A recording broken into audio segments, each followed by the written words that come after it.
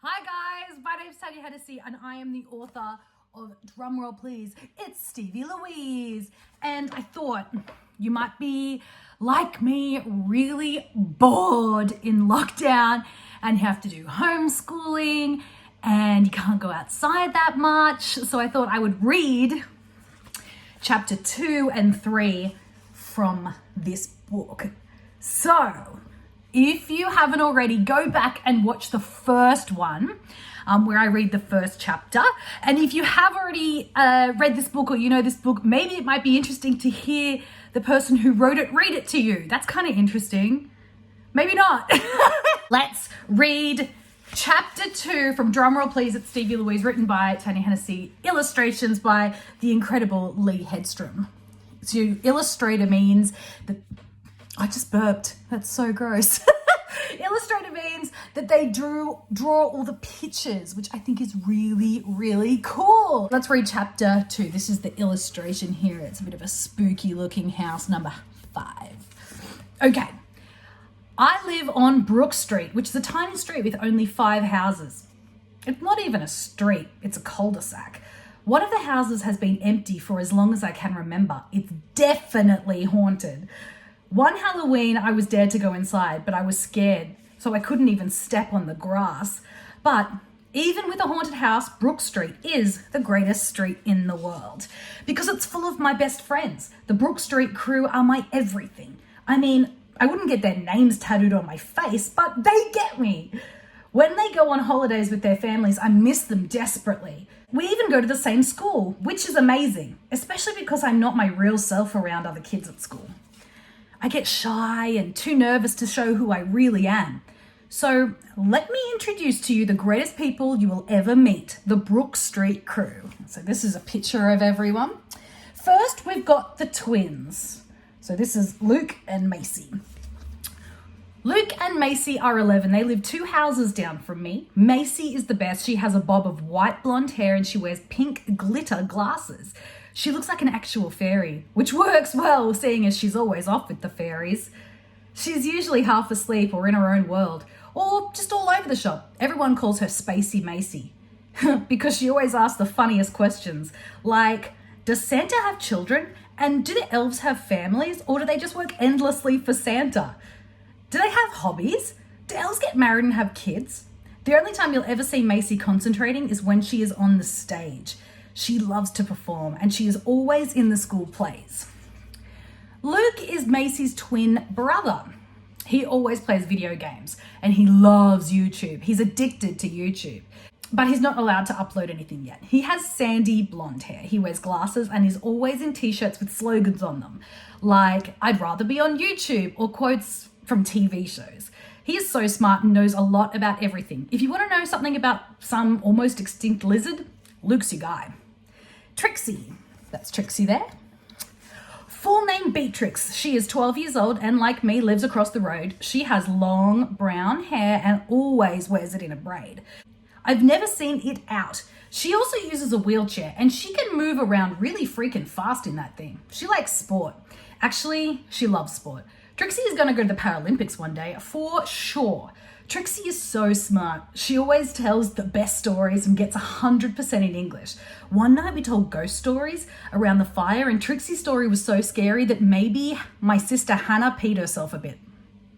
And maybe I did a little too, but if I did, I'm not telling. And she knows how to make things feel real. Like if there's thunder and lightning in her story, she will turn the lights on and off. Trixie is just really clever. She's one of those people who is just naturally good at everything. Alex, this is Alex. He's 10 and he's Macy and Luke's cousin. He is the funniest boy I have ever met. He loves purple and always has nail polish on and he loves to sing and dance. He does drama and dancing outside of school. He will sing almost anything. Once he sung the ingredients list of a pack of barbecue shapes and he nailed it. He loves food. I once saw him kiss a bag of Twisties in year 2, which was and is warranted. Twisties are the best. Hannah is my sister, which you already know. She is 9 and learning to sew so she can make her own fashion. Our Nan is teaching her, which is hilarious for me. I've never heard Nan swear so much in my life.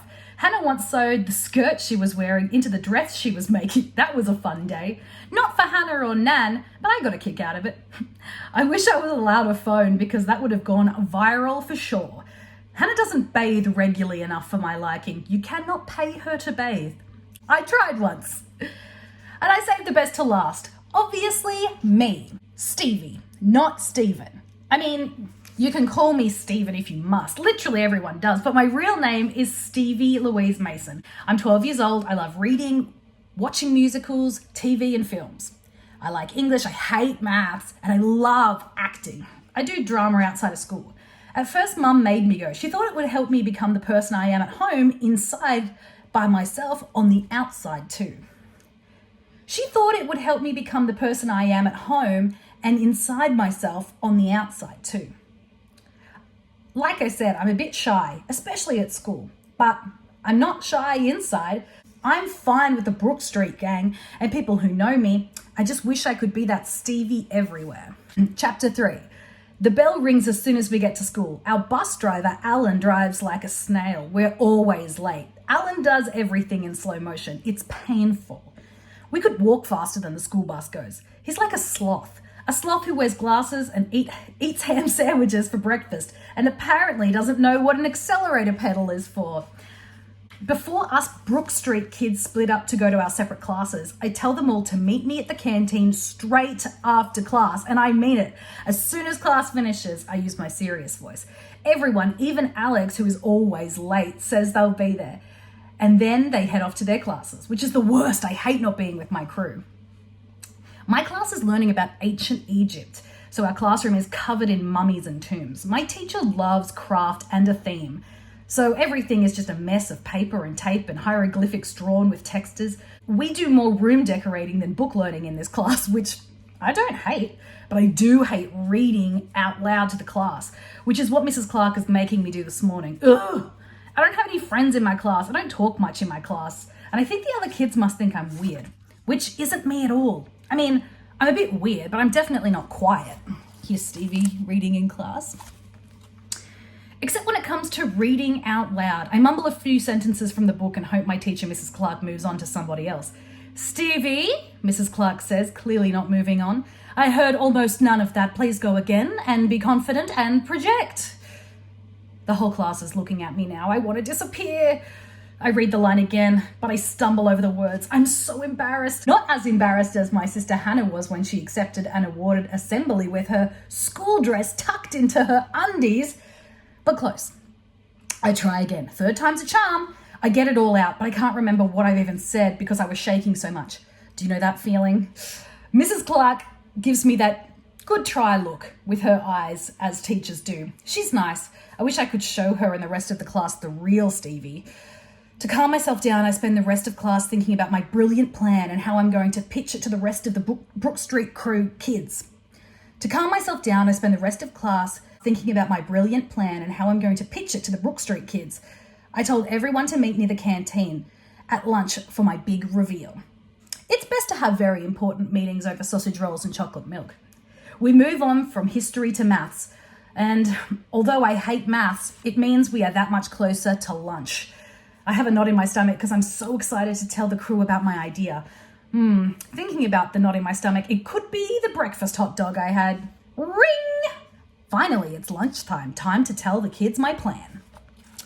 Stevie waiting for the bell to go. And what is Stevie's grand plan? Well, if you haven't already, grab the book. It's available at Booktopia. I'll put the link up here or the link down there. Or you can get it from Target or Big W, Dimmicks, anything like that, QBD books. But that's the first. I've read the first 3 chapters now, so I hope you like it. And the Stevie shop will be opening soon. And I hope you guys are having an okay time. Please be nice to your parents. And I hope you're watching lots of fun TV, and I hope you're enjoying school, even though you're doing it from afar. We're going to have some Stevie activity pages so you guys can have some fun with that. But until then, I will see you soon. I miss you guys. I wish we could do a big book tour and I could come to all your schools and we could say hi and we could hang out. But we'll do it after COVID-19 has gone. It's the worst. All right, I'll see you guys soon. Thank you so much. Bye. Mwah.